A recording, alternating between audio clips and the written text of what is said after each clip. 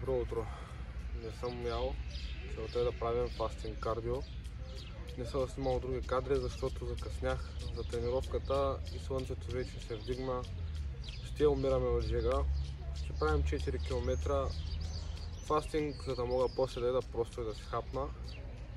Нито успях да си направя ядките, нито яйцата. Има голям шанс след тренировката да ядем кебабчета. Правя това видео с един призив. Лятото идва, движете се, бъдете активни.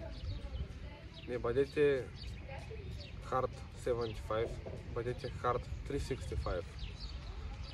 Сега ще ви кажа за мен 75 Hard, или за тези, които не са запознати, 75-дневното предизвикателство, в което ядеш чисто, тренираш и четеш книги. Нормално ли е това според вас? За мен 75-дневното предизвикателство е най-голямата глупост. Ако мислиш да четеш книги, да се храниш правилно и да тренираш 75 дни в годината, със сигурност след 75-я ден ще се изтървеш коня с кълцата в реката. Ще изтървеш юздите. Така че не бъдете хард 75 дни в годината, бъдете хард 365 дни в годината. Разбира се, почивката понякога е неизбежна, но ако мислите да сте хард 75 дни, да изкарате плажна форма и после да продължите с бурните си уикенди в Кавали, казах Кавали образно, защото сме в Старозагорска област, просто няма смисъл. Не се стягайте.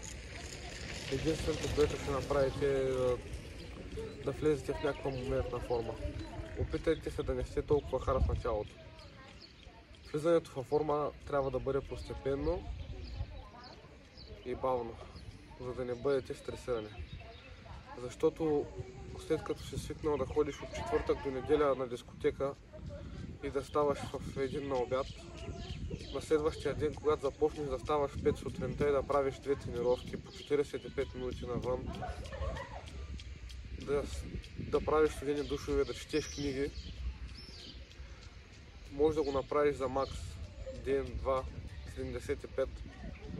И след 75-я ден вече сте изгубили контрол.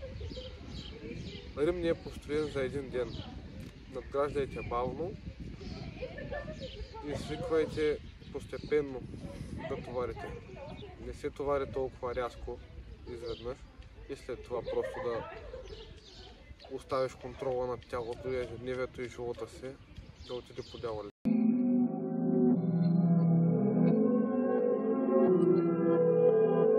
I'm a flight risk. I don't think they're ready for the shit. Take a flight to Cali for the bid. They don't ever wanna see me win. That's a lot of conversation. See me going up, I'm off the grid. Wanna make a couple millions for my kids. Always walking to the money, never slid. Only telling all the truth, I never fit. Вижте какво следва след бягането. Аз не тренирам без причина, да ви кажа само. Очаквах физиката ми да е малко по-зле, обаче лека по лека е стягал, макар че си хапвам вкусни работи. Ако изкарам ден без вафла боровец, това е задължително черния шоколад. За мен това е най-добрата храна, защото хем е качествен протеин и яйцата, хем не убиваш животно, за да го вземеш. Това е най-якото. То се е видяло, че днеска ще ви правя full day of eating. Тук има манго, банани и ябълка, богато ярене и ще хапваме.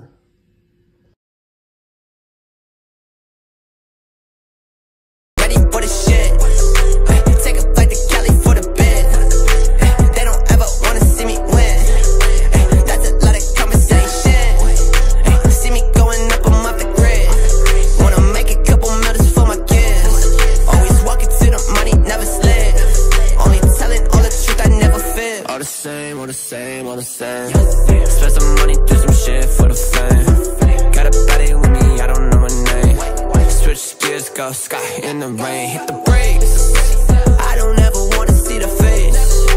I'm from Canada and not the States. Said I'm working way too hard, I need a break. Bitch, I'm like a boat, I'm like the way. I need to slow down, that's just what they say. Shit, I'm on a road now. Santa Santa's making lists, bitch. D's what they want, T, but they don't ever say shit. Back to the basics, you gotta keep your patience. Risk, I don't think they're ready for the shit. Take a flight to Cali for the bid. They don't ever wanna see me win. That's a lot of conversation. See me going up, I'm off the grid. Wanna make a couple millions for my kids. Always walking to the money, never slid. Only telling all the truth, I never fit. Be careful what you say, cause you on a front line. Yeah, we going quick, moving like a timeline. Yeah, I got a lot of enemies that try to take control of me. So I put it in the past so they won't notice me. Shit, that ain't doing shit. Got a lot of people who always gotta switch.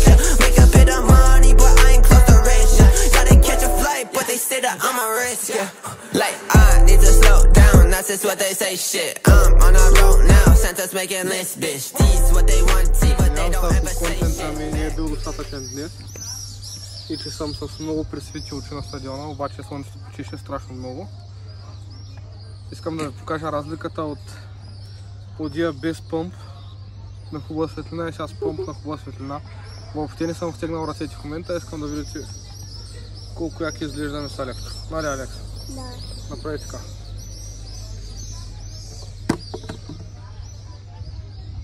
Браво! Така, извинявам се, ако съдържанието не е достатъчно, за напред ще има още много хубави клипчета. Ще обяснявам силовото на това момче, което ми беше искало съвет за силово. Много се радвам, че има такива позитивни коментари, понеже идвам от TikTok. Там аудиторията със сигурност е на доста различно ниво. Направо съм изненадан как има толкова добри и позитивни хора в коментарите. Мотивирахте ме да започна още по-добре. Ето е вечерята. Това е край на видеото. Довиждане.